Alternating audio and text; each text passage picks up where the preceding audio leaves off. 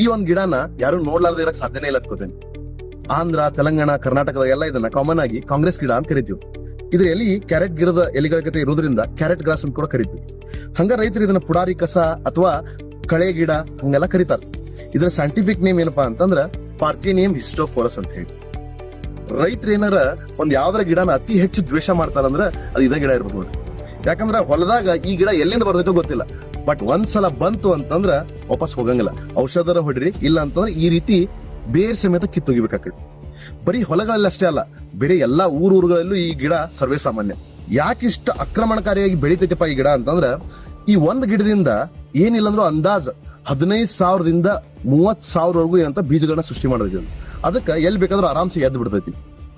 ಈ ಗಿಡಕ್ಕೆ tap root system ಇರೋದ್ರಿಂದ ನಾವೇನ್ ಬೆಳೆಗಳಿಗೆ ಕೊಡುವಂತ ನೀರಾಗಿರ್ಬೋದು, ಪೌಷ್ಟಿಕಾಂಶ ಆಗಿರ್ಬೋದು, ಅವನ್ನೆಲ್ಲ ಇದ ಗಿಡ ಹೀರ್ಕೊಂಡು ತಾನ ಹರಡಕತ್ ಬಿಡ್ತೈತಿ. ಹಂಗ ಬೇರೆ ಬೇರೆ ಜಾನುವಾರುಗಳು ಕೂಡ ಈ ಒಂದು ಗಿಡನ ತಿನ್ನೋದನ್ನ ಅವಾಯ್ಡ್ ಮಾಡ್ತಾವ. ಅಪ್ಪಿ ತಪ್ಪಿ ತಿಂದ್ರು ಕೂಡ ಏನಂತಂದ್ರ ಅದರ ಹಾಲು ಉತ್ಪತ್ತಿ ಮಾಡುವಂತ ಶಕ್ತಿ ಬಹಳಷ್ಟು ಕಡಿಮೆ ಆಗ್ಬಿಡ್ತೈತಿ.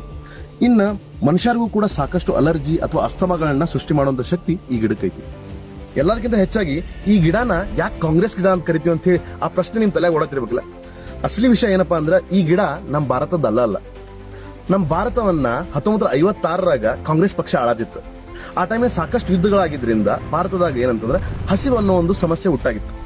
ಈ ಟೈಮ್ನಾಗ ಭಾರತ ಸರ್ಕಾರ ಮೆಕ್ಸಿಕೋ ದೇಶದಿಂದ ಜೋಳ ಹಾಗೂ ಗೋಧಿಗಳ ಬೀಜಗಳನ್ನ ಆಮದು ಮಾಡ್ಕೊಳ್ಳಾಯಿತು. ಆ ಟೈಮ್ನಾಗ ಆಕಸ್ಮಿಕವಾಗಿ ಇಂಡಿಯಾಗೆ ಬಂದಿದ್ದ ಗಿಡ ಯಾವ್ದಂತಂದ್ರೆ ಈ ಪಾರ್ಥೇನಿಯಂ ಗಿಡ. ಹಂಗ್ ಬಂದಿದ್ದ ಕಾರಣದಿಂದ ಇದನ್ನ ಏನಂತ ಕರೀತಾರೆ, ಕಾಂಗ್ರೆಸ್ ಗಿಡ ಅಂತ ಕರೀತಾರೆ. ಇನ್ನೂ ಒಂದ್ ಸ್ವಲ್ಪ ಜನ ಹೇಳುವಂಗ, ಸೊ ಇದರ ಹೂಗಳು ಕಾಂಗ್ರೆಸ್ ಗಿಡ ಏನ್ ಕಾಂಗ್ರೆಸ್ ಟೋಪಿ ಹಾಕೊಂತಾರ, ಆ ಟೋಪಿನ ಹೋಲೋದ್ರಿಂದ ಕಾಂಗ್ರೆಸ್ ಗಿಡ ಅಂತ ಹೆಸರು ಕೂಡ ಬಂದೈತೆ ಅಂತ ಹೇಳ್ತಾರೆ. ಏನೇ ಆಗ್ಲಿ, ಬ್ಯಾಡ್ ಅಂದ್ರೂ ನಮ್ ನೆಲದ ಬೆಳೆಯುವಂತ ಈ ಗಿಡನ ನಿಮ್ಮ ಊರ್ ಕಡೆ ಏನಂತಾರಂತೆ ಕಮೆಂಟ್ ಮಾಡಿ. ಇನ್ನೊಂದು ಇಂಟ್ರೆಸ್ಟಿಂಗ್ ಟಾಪಿಕ್ ಜೊತೆ ನಿಮ್ಮನ್ನ ಮತ್ತೆ ಮೀಟ್ ಆಗ್ತೀನಿ. ಅಲ್ಲಿವರೆಗೂ ನಮಸ್ಕಾರ.